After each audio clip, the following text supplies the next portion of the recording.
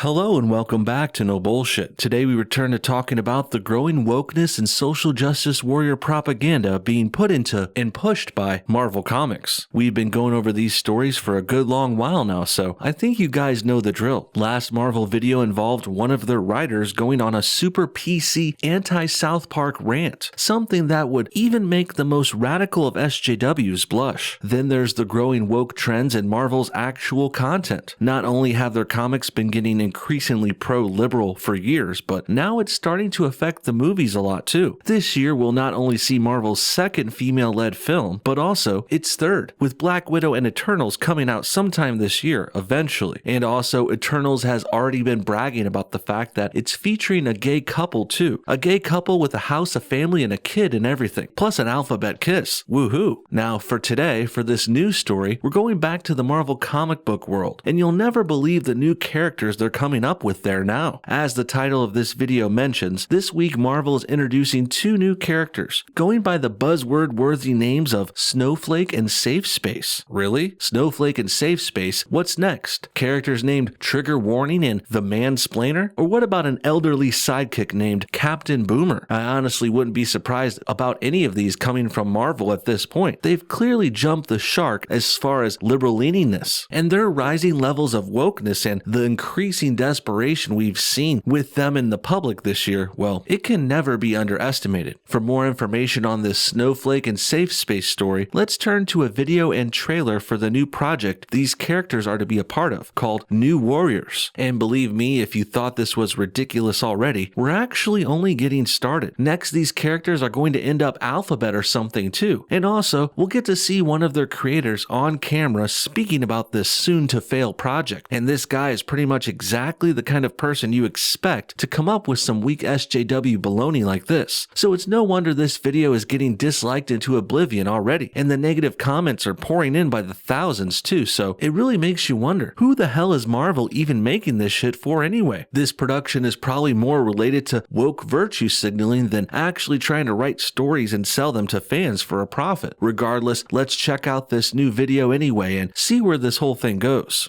My name is Daniel Kibblesmith, and I am the writer of New Warriors #1. I got interested in the New Warriors later. I remember seeing them on the shelf when I was a kid, picking up comics in the 90s and just feeling like they were too cool for me. Like I was intimidated by, Night Thrasher who had a blade coming out of his wrist. Not surprised you were intimidated by comics as a kid, dude. I mean, just look at you. This Dan Kibblesmith guy is basically like physical manifestation of soy, only in human beta boy form. And I hate to focus on appearances too much in the beginning here, but this is exactly what you would expect a writer for this to look like, if they're the ones coming up with characters named Snowflake and Safespace. Also, side note, we should have seen this coming from Dan too, since he was previously a writer for The Late Show with Stephen Colbert. Colbert is of course one of the wokest late night TV show hosts out there. He was a once great and legendary comedian too, but Stephen Colbert has since more recently floundered his fame and goodwill with the public in hopes to become some kind of late night liberal boomer whisperer or something, which he usually accomplishes by attacking conservatives or half the country and also bashing Trump night after night. Yes, Colbert's Trump derangement syndrome is strong, so it really shouldn't surprise us that one of his writers is a balding, soy-filled SJW who hopped over to Marvel and gave them some more woke content, some of the wokest stuff we've ever seen, and that's saying a lot too, considering the last few years of SJWs ruining pop culture over there. So the first character that we're introduced to is Trailblazer. She's a group home and foster kid who is volunteering at a senior center when this mysterious threat shows up and Night Thrasher runs to the rescue, and because she helps him, she ends up in the crosshairs of this new outlawed. Looks like Trailblazer is the pro-body positivity character. You may think I'm kidding about this, but in this situation I'm actually dead serious, and I have no doubt this is the reason they made her a bit hefty. And did you guys ever notice it's almost always girls who get to be overweight and body positive? You never see guys getting away with shit like this ever. There's literally zero body positive male models, but big old girls like Tess Holliday get propped up by the media all the time. And then there's that singer girl named Lizzo, who's been called brave and stunning by the media for years, all just because she's a big girl who wears really skimpy clothes and bathing suits. Now, at the same time, just imagine if a big dude went out and was seen on stage with their fat legs and butt and stomach and everything hanging out on TV in overly revealing clothes. Would a body positive guy like this be called stunning and brave? Hell no. They would get fat shamed and called disgusting. And you're not only allowed to call men this, it's encouraged even. Fat men aren't protected under this body positivity BS, and it's pretty ridiculous. And at the same time, don't get me wrong here either. I'm not saying big dudes should get praised or propped up for being overweight either. I'm just pointing out the double standards of this body positivity stuff and their movement, and how the SJWs abide by this, which is pretty lame because it's only an opportunity or benefit that's afforded to overweight women. Screen time is a internet kid taken to its sort of logical conclusion. As a youth, he was exposed to his grandfather's experimental internet gas, and that has patched him permanently into the World Wide Web. A character that was exposed to his father's experimental internet gas? Where the hell are these guys coming up with this shit? I'm seriously having a hard time believing I'm not being pranked right now. Is Ashton Kutcher about to pop up here somewhere? Where are the secret cameras right now? Am I on disaster date or something? But really, it does seem like Marvel is actively trying to destroy itself right now. How this idea got past anyone with any authority over there is just beyond me. Stan Lee must be rolling over in his grave right now as we speak. Really, our only hope here is this is some kind of early, out-of-season April Fool's joke, but I'm starting to doubt that. The word screen time is only ever used in a sort of restrictive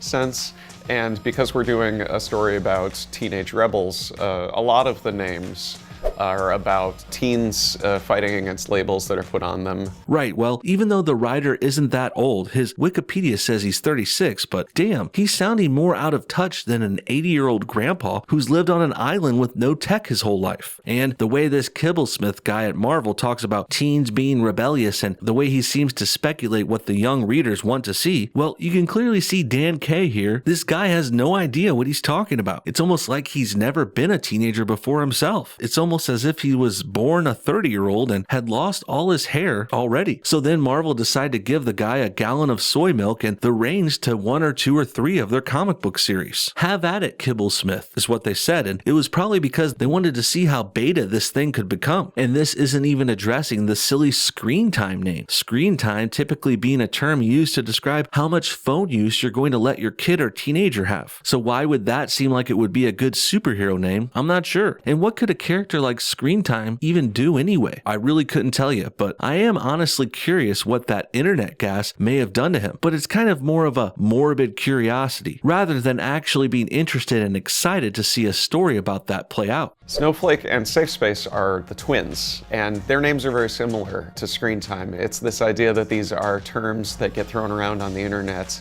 that they don't see as derogatory, to take those words and kind of wear them as badges of honor. Well, I think I can see where you're going with this, but obviously you chose too many internet meme phrases and you used them in ways that were far too on the nose. A little subtlety goes a long way, especially with something like naming a superhero. Simplicity is king with hero names too, like for example, Superman, Batman, Spider-Man, or Daredevil. All instant classics, but calling them things like Screen Time, Safespace, and Snowflake, well, that not only sounds tacky and too obvious, it's also something that will inevitably become dated almost immediately. In fact, you could even say these terms were already dated before they made them into superheroes, and before this comic even had a chance to come out. I mean, who really calls people snowflakes unironically anymore? Because at this point, the anti-SJWs wouldn't even say that term anymore, and that's where the term originally came from. Now it's just the SJWs trying to turn the phrase back on their detractors, as they tend to do with many insults that have come their way because, well, leftists are too dense and low IQ to come up with good jabs of their own. Safespace is kind of a big, burly,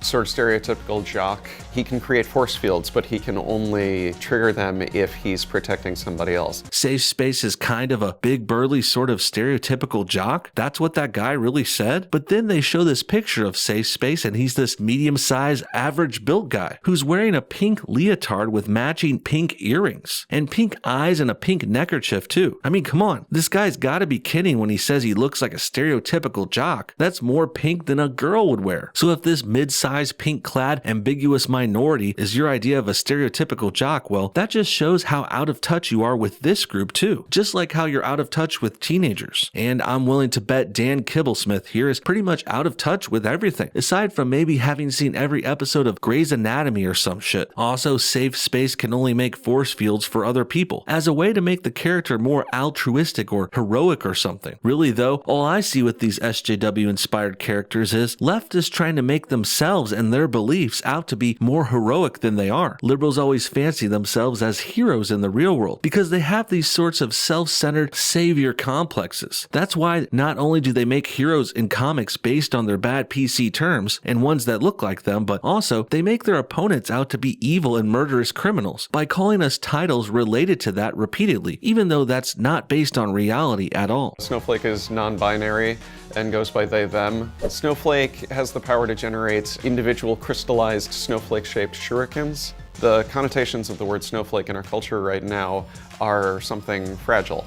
And this is a character who is turning it into something sharp. Well, I hate to break it to you, buddy, but once again, you're showing you don't know what you're talking about. I don't know how many times I've seen this online, but for some reason, many SJWs like this seem to not fully understand what the term snowflake means. Sure, there's an implication that they are weak too and fragile, because snowflakes are in fact weak and fragile and they often melt when they hit the ground, but more importantly, snowflake comes from the phrase special snowflake, which should really be used to goof on leftists for thinking they're special and different from everyone else. In addition to wanting to be heroes, liberals also have this urge to be different and unique. That's why they adopt odd and fringe identities and dye their hair funny colors and give themselves short haircuts and stuff. And that's why they try to bring that stuff to the mainstream too. Most alphabet people are into it for these reasons, trying to be special, as are many faux activists and keyboard warriors. They want to be different and unique so bad, that's why they get dubbed special snowflakes, which comes from the fact that no one snowflake has the same design. They're kind of like fingerprints, everyone's unique. Finally, let's look at Snowflake and Safespace in this picture once again. Just a couple of androgynous space alien robot looking beings. They look like androids, and I can't tell if they're guys or girls or both or either, or they could be genderless mannequins for all I know. Like someone found them in an alley outside a closed down JCPenney's. And I don't know about you, but I'm just not into this stuff. It's kind of creepy, and nothing against any alphabet people or anything either. I just find these character designs strange and off-putting, and quite frankly, possibly inappropriate for their intended younger teen-age audience. Clearly, we're seeing a wave of liberal propaganda being pushed here, and Marvel has been taken over by alphabet-led, soy boy-written, social justice-based characters and stories, and it's really hard to watch. In the end, this new Warriors group wraps up with a character with a pun in their name, pretty weak, and they go by the moniker B-negative. This one is directly described as being a goth kid too, with lots of pink in this costume as well. Now, with all that said, I think we can see Marvel Comics has clearly jumped the shark in wokeness. Not only are they getting more woke than ever with some of the worst character names of all time, but also they're overcorrecting too. The original New Warriors from the 90s, as were all comics back then, well, it was a badass era with testosterone-filled, amped-up, muscle-clad, manly men and badass chicks too, who were sexy and cool. It was a manly man's hot girl kind of scene, much like how many comics were during that decade. We grew up with things like a buffed-up Peter Parker. Wolverine was a bloody R-rated fighter who was seen puffing on his signature cigar too. And then we had girl heroes who were sexy and cool as well, with hot bodies and great figures and everything. And this was how many Marvel characters and other comics were at the time. For years, Marvel would do it right and cater to the audience and give us what we want, but now, the new Marvel isn't audience or profit driven. Their new goal is to make everything weak and girly and pink and SJW inspired, literally naming their new characters after popular leftist memes. Sad to see things take such a turn for the worse here, but admittedly, it is fun to watch and laugh at. Or rather, it's kind of like being horrified while watching a catastrophic train wreck. One that's quite violent, destructive, and bloody, but you just can't seem to look away. What do you guys think? Are Snowflake and Safespace going to be good characters in a new comic? Should we be surprised that this is coming from Marvel and Dan Kibblesmith? Comment your thoughts on everything below, and thanks for watching No Bullshit. Hit that like button to help support this channel, and we'll see y'all next time.